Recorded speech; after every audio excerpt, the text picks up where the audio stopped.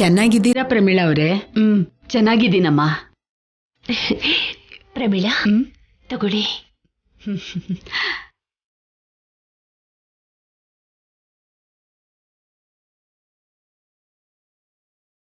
ಏನಮ್ಮ ವಿಷಯ?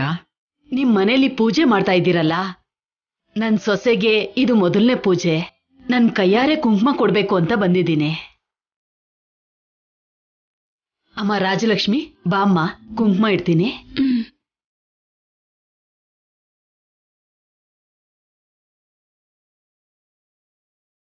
ರಾಜಿ,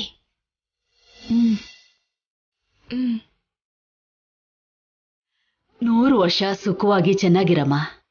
ಎದ್ದೇಳಮ್ಮ.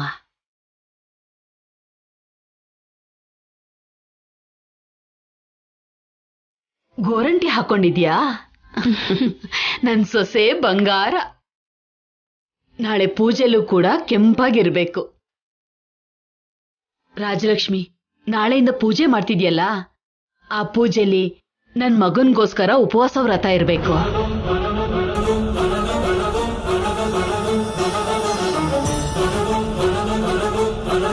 ಅಯ್ಯೋ, ಇಷ್ಟು ಚಿಕ್ಕ ಹುಡುಗಿ ನೀರ್ನು ಕುಡಿದೆ, ಅದ್ ಹೇಗ್ ವ್ರತ ಮಾಡೋಕ್ ಸಾಧ್ಯ? ಏನ್ ರಾಜಲಕ್ಷ್ಮಿ, ನನ್ ಮಗನ್ಗೋಸ್ಕರ ಒಂದ್ ಹನಿ ನೀರ್ ಕೂಡ ಕುಡಿದೇನೆ ಪೂಜೆ ಮಾಡ್ಬೇಕು. ಮಾಡ್ತೀಯ ಅಲ್ವಾ?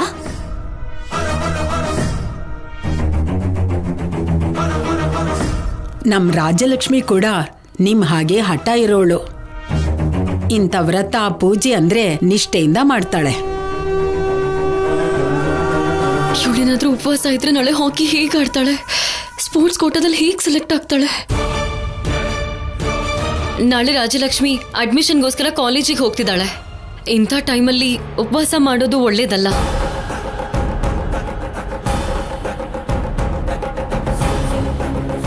ವ್ರತ ಇಟ್ಕೊಂಡು ಆಚೆ ಹೋಗೋದು ಅಂದ್ರೇನು? ವ್ರತ ಆದ್ಮೇಲೆ ನೋಡೋಣ. ನಾಳೆ ಏನಾದ್ರೂ ಮಿಸ್ ಆದ್ರೆ ಮತ್ತೆ ಕಾಲೇಜಲ್ಲಿ ಸೀಟ್ ಸಿಗಲ್ಲ. ಆ ಸೀಟ್ಗೋಸ್ಕರ ನಾವು ತುಂಬಾ ಪ್ರಯತ್ನ ಪಟ್ಟಿದೀವಿ. ವ್ರತದಲ್ಲಿ ಏನಿದೆ, ಯಾವಾಗ ಬೇಕಾದ್ರೂ ಮಾಡ್ಕೋಬಹುದು. ಹೀಗ್ ಮಾತಾಡ್ತಾ ಇದ್ದೀರಲ್ಲ, ಕಾಲೇಜ್ ವಿಷಯ ಏನೇ ಇದ್ರೂ ಆಮೇಲೆ ನೋಡ್ಕೋಬಹುದಲ್ಲ. ಇವಳು ನಮ್ಮನೆಗೆ ಸೊಸೆ ಆಗೋಳು. ಈ ವ್ರತ ಮಾಡಿದ್ರೆ ನಮ್ಗೆಲ್ಲ ಒಳ್ಳೇದೇ ಆಗುತ್ತೆ. ಕಾಲೇಜ್ ವಿಷಯ ಇವಾಗ ಯಾಕೆ? ಓದೋಕೆ ನಾವು ಒಪ್ಕೊಂಡಿದೀವಲ್ಲ. ಈ ವ್ರತ ಎಲ್ಲ ಪೂರ್ತಿ ಆದ್ಮೇಲೆ ನೋಡೋಣ. ನಿಮಗೆ ಹೇಗೆ ಹೇಳಿದ್ರೆ ಅರ್ಥ ಆಗುತ್ತೆ ಹೇಳಿ?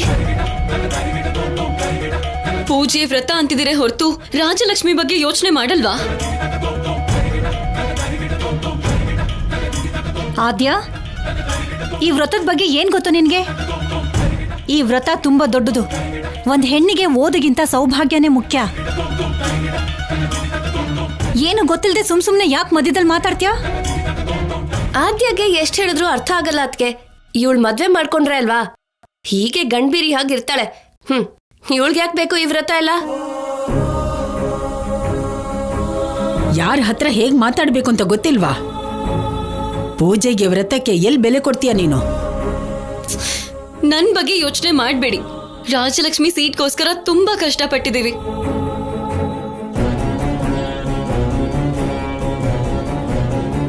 ಇವಳು ನಾಳೆ ಕಾಲೇಜಿಗೆ ಹೋದ್ರೇನೆ ಇವಳಿಗೆ ಸೀಟ್ ಸಿಗೋದು.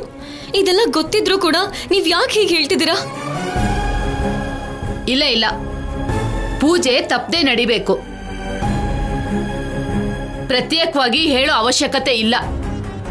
ನಾಳೆ ರಾಜಲಕ್ಷ್ಮಿ ವ್ರತ ಮಾಡೇ ಮಾಡ್ತಾಳೆ. ಇದು ನಮ್ಮನೆಗೆ ಸಂಬಂಧಪಟ್ಟಿರೋ ವಿಷಯ. ನಮಸ್ಕಾರ ಅಣ್ಣ. ನಮಸ್ಕಾರ ನಮ್ಮ, ಕೂತ್ಕೊಳ್ಳಿ.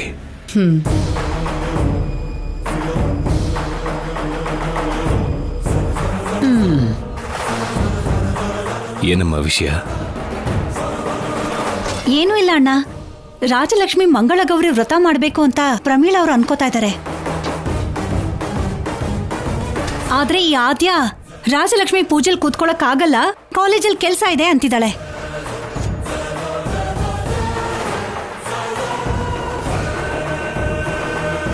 ಅಲ್ಲ ಅಣ್ಣ,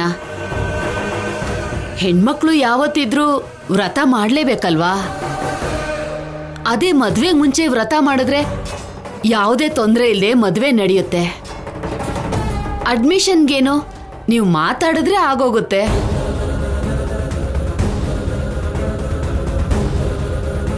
ವ್ರತದ ಬಗ್ಗೆ ನೀವೇನು ಯೋಚನೆ ಮಾಡಬೇಡಿ, ಎಲ್ಲ ಏರ್ಪಾಡು ಮಾಡ್ಕೊಳ್ಳಿ.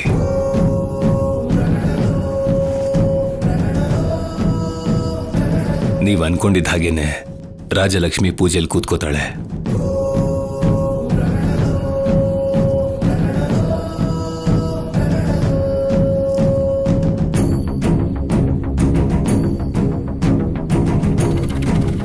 ಅಣ್ಣ ಹೇಳಿದ್ಮೇಲೆ ಬೇರೆ ಮಾತೇ ಇಲ್ಲ. ಮಾವ ಅದು ಸೀನು, ಅಮ್ಮ ವ್ರತಕ್ಕೆ ಸಂಬಂಧಿಸಿರೋ ಏರ್ಪಾಡನ್ನೆಲ್ಲ ನೋಡ್ಕೊಳ್ಳಿ. ಒಳ್ಳೇದಣ್ಣ, ನಾನು ಹೋಗಿ ಬರ್ತೀನಿ. ಬರ್ತೀನಮ್ಮ. ಒಳ್ಳೇದಮ್ಮ. ಬರ್ತೀನಿ. ಹೋಗ್ಬಿಟ್ ಬನ್ನಿ. ರಾಜಲಕ್ಷ್ಮಿ, ನೆನ್ಪಿದೆ ಅಲ್ವಾ, ಒಂದ್ ಹನಿ ನೀರ್ ಕೂಡ ಕುಡಿಬಾರ್ದು. ಸರಿ ಅತ್ತೆ.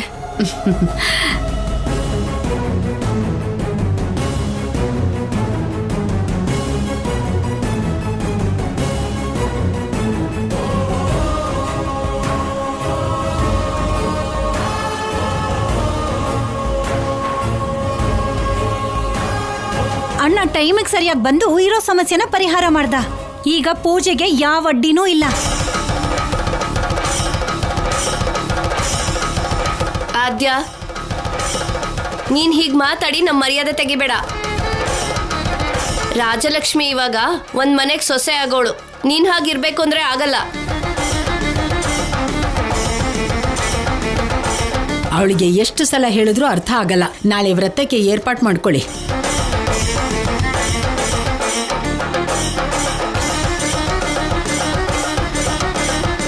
ಅದ್ ಹಾಗಲ್ಲಮ್ಮ, ರಾಜಲಕ್ಷ್ಮಿಗೆ ಇದೆಲ್ಲ ಅಭ್ಯಾಸನೇ ಇಲ್ಲ. ಒಂದು ತೊಟ್ಟು ನೀರು ಕುಡಿದೇನೆ ವ್ರತನ ಹೇಗ್ ಮಾಡಕ್ ಸಾಧ್ಯ? ನೀವೇ ಯೋಚನೆ ಮಾಡಿ. ಹಾ, ಅವಳಿಗೆ ಉಪವಾಸ ಇರಕ್ಕಾಗಲ್ಲ, ಪಲ್ಸ್ ರೇಟ್ ಡ್ರಾಪ್ ಆಗೋಗುತ್ತೆ. ಈ ವ್ರತ ಮಾಡಕ್ಕಾಗಲ್ಲ ಅಂತ ಅವ್ರಿಗೆ ಫೋನ್ ಮಾಡಿ ಹೇಳ್ಬಿಡಿ. ಹಾ, ಏನ್ ಮಾತಾಡ್ತಾ ಇದೀಯ ನೀನು? ಇಷ್ಟೊತ್ತು ಅಣ್ಣ ಹೇಳಿದ್ದು ಗೋಡೆಗೆ ಅನ್ಕೊಂಡಿದ್ಯಾ? ಅಷ್ಟಕ್ಕೂ ಅವಳ ಅತ್ತೆ ಏನ್ ಅನ್ಕೋತಾರೆ? ಆದ್ರೂ ಈ ಅಡ್ಮಿಷನ್ ಎಲ್ಲ ಪೂಜೆ ಮುಗಿದ್ಮೇಲೆ ಮಾಡಬಹುದಲ್ವಾ? ನಾಳೆ ಅಡ್ಮಿಷನ್ ಮಾತ್ರ ಅಲ್ಲ, ಟೆಸ್ಟ್ ಕೂಡ ಇದೆ.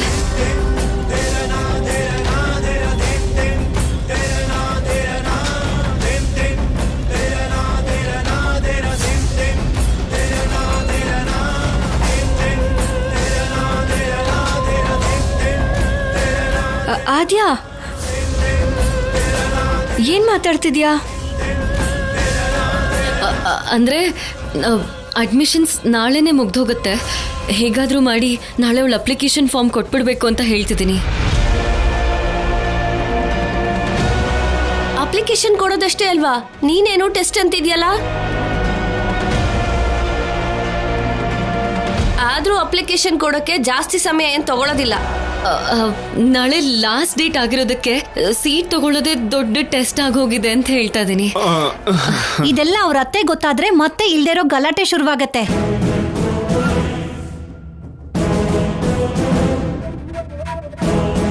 ಪದ್ಮ, ಅದು ನಮ್ ರಾಜಿ ಪೂಜೆ ಎಲ್ಲ ಮುಗಿಸ್ಕೊಂಡು ಕಾಲೇಜ್ಗೆ ಹೋಗ್ತಾಳೆ. ಹಾ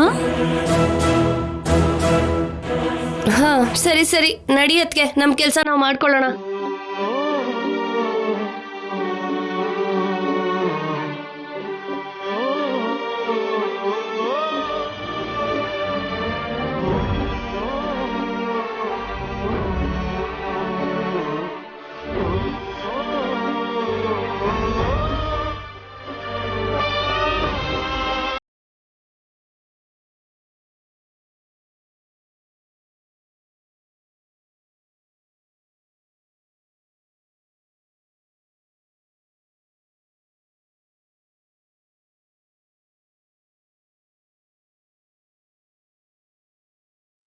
ನಾಳೆ ಹಾಕಿಲ್ ಗೆಲ್ಬೇಕು ಅಂತ ದೇವ್ರಿಗೆ ಬೇಡ್ಕೋಬೇಕು ಅನ್ಕೊಂಡೆ.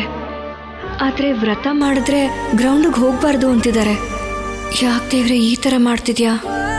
ಯಾಕೋ ಏನೂ ಸರಿ ಹೋಗ್ತಿಲ್ಲ. ನಮ್ಮ ಅತ್ತೆ ಮಾತಿಗೆ ಇಲ್ಲ ಅಂತ ಹೇಳೋಕ್ಕಾಗ್ತಾ ಇಲ್ಲ. ಇಲ್ಲಿ ಅಪ್ಪಂಗೂ ಬೇರೆ ಮಾತು ಕೊಟ್ಟಿದ್ದೀನಿ. ನಾಳೆ ನಾನು ಗ್ರೌಂಡಿಗೆ ಹೋದರೆ ಅಷ್ಟೇ ಕತೆ. ನೀನ್ ನಾಳೆ ಪೂಜೆ ಕೂಡ ಮಾಡಕ್ಕಾಗಲ್ಲ. ಯಾಕಾದ್ಯಾ? ಇವಳು ಈಗ್ಲೇ ಟೆನ್ಷನ್ ಅಲ್ಲಿದ್ದಾಳೆ. ಇನ್ ನಾಳೆ ಪೂಜೆ ಹೇಗ್ ಮಾಡ್ತಾಳೋ ಅಂತಾನೆ ಅರ್ಥ ಆಗ್ತಿಲ್ಲ. ರಾಜಲಕ್ಷ್ಮಿ, ನಿನಗೆ ವಿವೇಕಾನಂದ ಕಾಲೇಜಲ್ಲಿ ಸೀಟ್ ಸಿಗ್ಬೇಕು ಅಂದ್ರೆ ನೀನ್ ಹಾಕಿ ಆಡಿ ಗೆಲ್ಲೇಬೇಕು. ಆಗ್ಲೇ ನಿನ್ಗೆ ಸೀಟ್ ಸಿಗೋದು. ಆ ಪೂಜೆಗೋಸ್ಕರ ಪ್ರಾಣಕ್ಕೆ ಅಪಾಯ ತಂದ್ಕೊಳ್ಬಾರ್ದಲ್ವಾ? ಅಂದ್ರೆ ಮದ್ವೆ ಆಗೋ ಹುಡ್ಗನ್ಗೋಸ್ಕರ ಇಡೀ ದಿನ ವ್ರತ ಮಾಡ್ತಾ ಇರ್ಬೇಕಾ? ಇವ್ರಪ್ಪನೇ ಹೇಳಿದ್ರಲ್ವಾ ಈ ವಿಷಯದಲ್ಲಿ ಯೋಚನೆ ಮಾಡೋ ಅಗತ್ಯ ಇಲ್ಲ ಅಂತ. ಈ ಕಾಲೇಜ್ ಇಲ್ಲ ಅಂದ್ರೆ ಇನ್ನೊಂದು ಕಾಲೇಜು.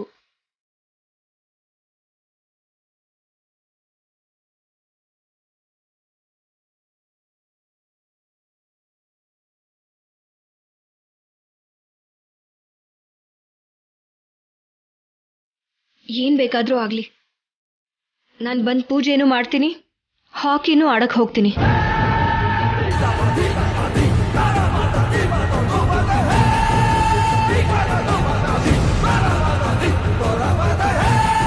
ನೀನು ಹೇಳುವಷ್ಟು ಸುಲಭ ಅಲ್ಲ ರಾಜಿ. ಬೆಳಗ್ಗೆಯಿಂದ ಒಂದು ಹನಿ ನೀರ್ನು ಕೂಡ ಕುಡಿದೇನೆ ಹಾಕಿ ಆಡೋದು ಅಂದ್ರೆ ಕಷ್ಟ ಆಗುತ್ತೆ ರಾಜಿ. ಯೋಚನೆ ಮಾಡ್ಕಂದ. ನಾನು ಆಡ್ಬೇಕಮ್ಮ. ಸಂಕಲ್ಪ ಅನ್ನೋದಿದ್ರೆ ಏನ್ ಬೇಕಾದ್ರೂ ಸಾಧಿಸ್ಬೋದಂತ ನೀನೇ ತಾನೇ ಹೇಳ್ತಿರ್ತೀಯ. ನಾನೊಂದು ಒಳ್ಳೆ ಕೆಲ್ಸಕ್ಕೋಸ್ಕರ ಸಂಕಲ್ಪ ಮಾಡ್ಕೊಂಡಿದ್ದೀನಿ. ಆ ದೇವ್ರೆ ನನ್ಗೊಂದು ದಾರಿ ತೋರಿಸ್ತಾನೆ. ನಾನು ಅನ್ಕೊಂಡಿರೋದನ್ನ ಮಾಡದೆ ಬಿಡಲ್ಲ ಅಮ್ಮ. ಅದು ಹೇಗೆ ಆದರೂ ಸರಿ, ಹಾಕಿ ಆಡಿ ಕಾಲೇಜಲ್ಲಿ ಸೀಟ್ ತಗೊಳ್ತೀನಿ. ಪೂಜೆನ್ ಮಾಡದೆ ಹೋದ್ರೆ ಅದು ನನ್ನ ತಪ್ಪಾಗತ್ತೆ.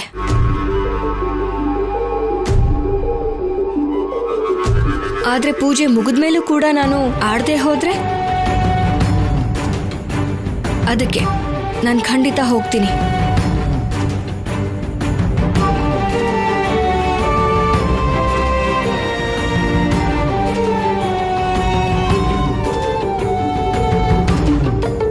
ಅವ್ರು ಏನ್ ಮಾತಾಡ್ಕೋತಾ ಇದಾರೆ? ಅದು ಮನೆ ಹೊರಗಡೆ. ವೆರಿ ಗುಡ್ ರಾಜಲಕ್ಷ್ಮಿ, ನೀನ್ ಯಾವಾಗ್ಲೂ ಇದೇ ಕಾನ್ಫಿಡೆನ್ಸ್ ಅಲ್ಲಿ ಇರ್ಬೇಕು. ನಾಳೆ ಯಾವುದೇ ಭಯ ಇಲ್ಲದೆ ಆಡು.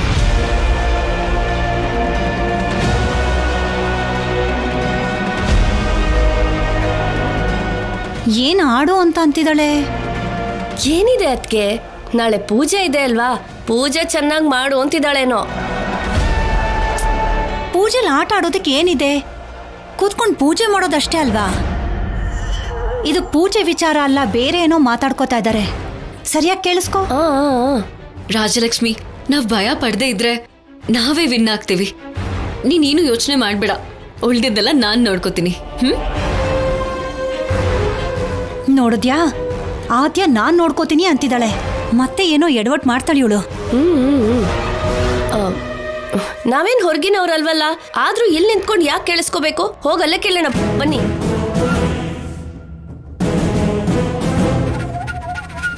ಏನು ಆದ್ಯ ಆಟ ಆಡು ಅಂತಿದ್ದಾಳೆ?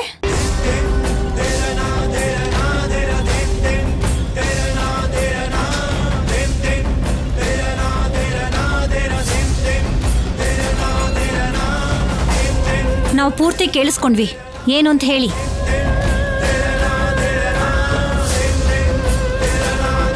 ಪದ್ಮಾ,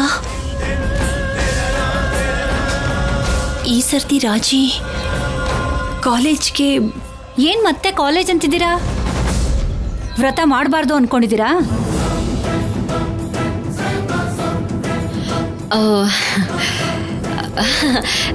ಕಾಲೇಜ್ ಅಂದ್ರೆ ಕಾಲೇಜ್ ಅಲ್ಲ. ನಾಳೆ ಪೂಜೆಲಿ ಖಂಡಿತವಾಗ್ಲೂ ಅಡ್ಮಿಷನ್ ಸಿಗ್ಬೇಕು ಅಂತ ರಾಜಲಕ್ಷ್ಮಿ ಬೇಡ್ಕೋತಾಳೆ.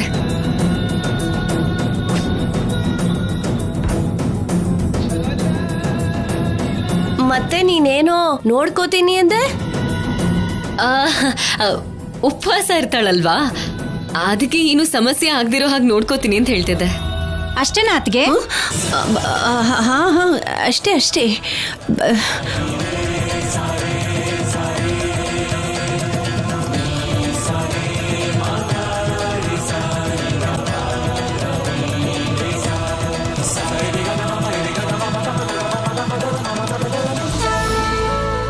ಭಗವಂತ, ಇಲ್ಲಿವರೆಗೂ ನಮ್ಮನ್ನ ಎಷ್ಟೋ ಸಮಸ್ಯೆಗಳಿಂದ ಪಾರ್ ಮಾಡಿದ್ಯಾ ತಂದೆ. ಇವಾಗ ಇನ್ನೊಂದು ಸಮಸ್ಯೆ ಎದುರಾಗಿ ಬಂದು ನಿಂತಿದೆ. ಇವತ್ತು ನಮ್ಮ ಯಜಮಾನ್ರಿಗೆ ಗೊತ್ತಿಲ್ದೇನೆ ನನ್ನ ರಾಜಿ ಕಾಲೇಜಿಗೆ ಹೋಗ್ತಾ ಇದ್ದಾಳೆ. ನಾನು ಅವ್ರ ಹತ್ರ ಹೇಳ್ದೆ ಇರೋದು ಖಂಡಿತವಾಗ್ಲೂ ತಪ್ಪು. ಆದ್ರೆ ಇನ್ನೇನು ಮಾಡೋಕ್ ಸಾಧ್ಯ ಇಲ್ಲ. ರಾಜಿಗೆ ಯಾವ ಆತಂಕಗಳು ಇಲ್ಲದೇನೆ ಸೀಟ್ ಸಿಗೋ ಹಾಗೆ ಮಾಡು ಪ್ರಭು. ಆದ್ಯ ನಮ್ಮ ರಾಜಲಕ್ಷ್ಮಿ ಒಂದೇ ಕಾಲೇಜಲ್ಲಿ ಓದಿದ್ರೆ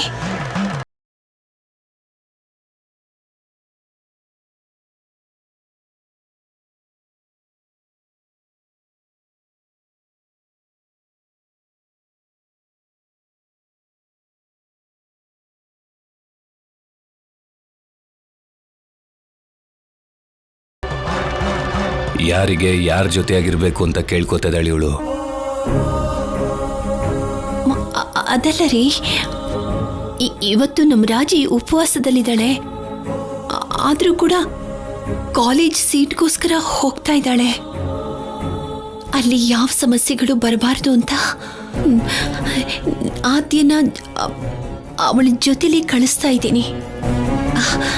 ಅವಳಿಗೆ ಹೇಗಾದ್ರೂ ಸರಿ ಸೀಟ್ ಸಿಗ್ಲಿ ಅಂತ ದೇವರನ್ನ ಕೇಳ್ಕೊಳ್ತಾ ಇದ್ದೀನಿ. ಅಮ್ಮ, ಇವತ್ತು ರಾಜಲಕ್ಷ್ಮಿಗೆ ಕಾಲೇಜ್ಗೆ ಹೋಗು ಅಂತ ಹೇಳಿದ್ ಯಾರಮ್ಮ? ವ್ರತನ ಮಾತ್ರ ಮಾಡು ಅಂತ ಹೇಳು. ಕಾಲೇಜ್ ಕೆಲ್ಸನೆಲ್ಲ ನಾನು ನೋಡ್ಕೋತೀನಿ ಅಂತ ಹೇಳಿದಿಂತಾನೆ. ಅದು ಇವತ್ತು ಏನಾದ್ರೂ ಸರಿ ಅವಳು ಕಾಲೇಜ್ಗೆ ಹೋಗ್ಲೇಬೇಕು ರೀ. ಇವತ್ತೇ ಕೊನೆ ದಿನ ಅಂತೆ. ಆದ್ಯನೂ ಅವಳ ಜೊತೆಲಿ ಹೋಗ್ತಿದ್ದಾಳೆ. ಹಾಗೇನೆ ನಮ್ ಸೀನು ಕೂಡ ಅವ್ರ ಜೊತೆಲಿ ಹೋಗ್ತಿದ್ದಾನೆ. ರಾಜಲಕ್ಷ್ಮಿ ಈಗ ಹುಡುಗರು ಓದೋ ಕಾಲೇಜಿಗೆ ಸೇರ್ಕೋತಿದ್ದಾಳ. ಯಾವ ಕಾಲೇಜಲ್ಲಿ ಸೀಟ್ ಸಿಕ್ಕುತ್ತೋ ಅಂತ ನಮ್ಗಿನ್ನೂ ಗೊತ್ತಿಲ್ವಲ್ಲ. ಎಲ್ಲ ಜಾಗದಲ್ಲೂ ಪ್ರಯತ್ನ ಪಡ್ಲೇಬೇಕಲ್ವಾ? ಹುಡುಗರು ಓದೋ ಕಾಲೇಜಲ್ಲಿ ರಾಜಲಕ್ಷ್ಮಿ ಸೀಟ್ ತಗೋಬಾರ್ದು. ಬೀಗರು ನಮ್ಮ ಮಾತಿಗೆ ಗೌರವ ಕೊಟ್ಟು ರಾಜಲಕ್ಷ್ಮಿ ಓದೋದಕ್ಕೆ ಒಪ್ಕೊಂಡಿದ್ದಾರೆ. ಅವ್ರ ಮಾತಿಗೆ ನಾವು ಕೂಡ ಗೌರವ ಕೊಟ್ಟು ಹುಡುಗಿಯರು ಓದೋ ಕಾಲೇಜಲ್ಲೇ ರಾಜಲಕ್ಷ್ಮಿನ ಓದಿಸ್ಬೇಕು. ಜಾನಕಿ, ನೀನ್ ಕೇಳ್ಕೊಂಡಿದ್ಯಲ್ವಾ, ಸೀಟ್ ಸಿಗತ್ತೆ ಬಿಡು.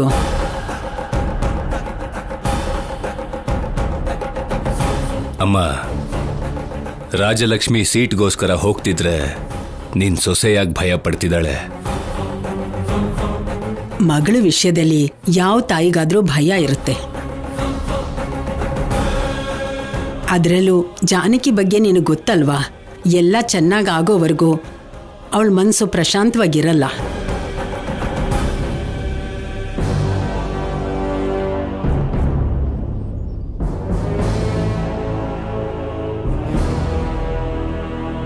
ಜಾನಕಿ, ನೀನೇನು ಭಯ ಪಡಬೇಡ, ಎಲ್ಲ ಒಳ್ಳೇದೇ ಆಗುತ್ತೆ.